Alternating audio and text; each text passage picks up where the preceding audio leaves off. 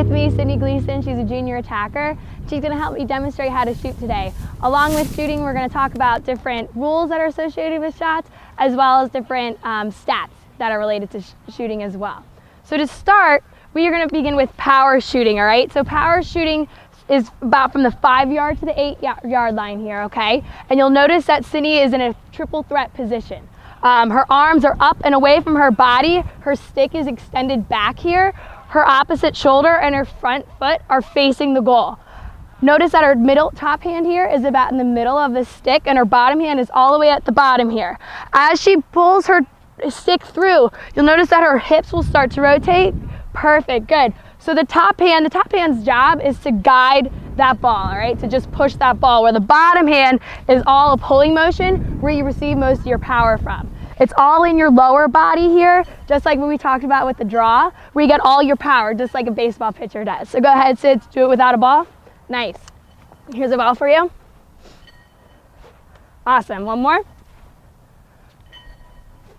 Good, and you notice you hear that nice whoosh sound go through the air. So we'll head a couple of yards up. We'll talk about placement shots and inside shooting.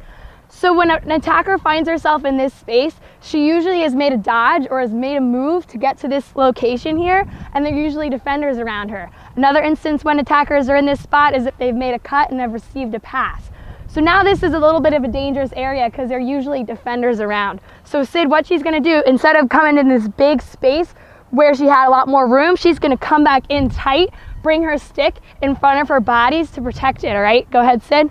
Perfect, good. So notice that she is already choked up a little bit with her hands here. We call them little hands, and her bottom hand is through. So instead of all the power coming from your body, it's just a pushing motion with your top hand, placing the ball around the goalie where the goalie is not. Here you go. Good, nice.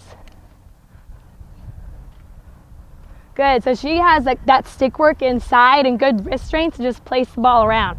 So next thing we're going to talk about is faking. Faking is super important with both of these types of shots here.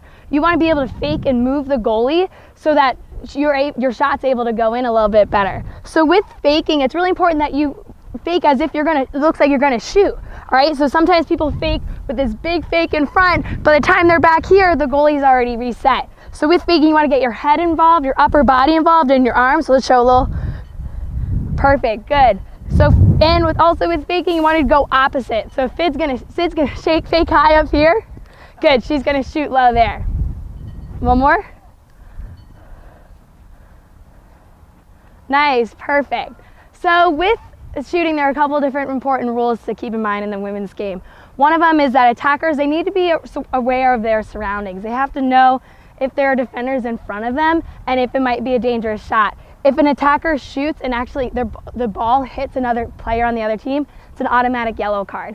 In addition, if an attacker shoots and her stick hits a part of the other team's stick, body, anything, it's also a yellow card. So you have to make sure that you know where you're going.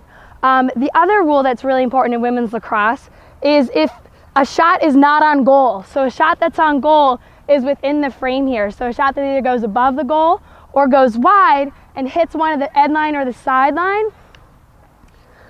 the team that is closest to the ball is awarded the possession. So in the men's game, all you have to do is go to the end line here, where in the women's game, you want to make sure that you chase closer to the ball.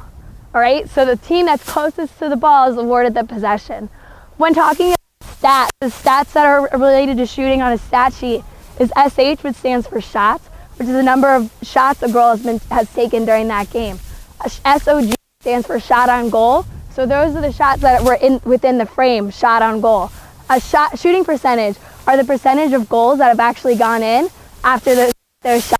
And the shot on goal percentage is the number of shots taken that were in goal, all right, or that were on goal. So thank you so much for learning a little bit more about shooting with us. Hope you're able to take something away and stay tuned for the next one.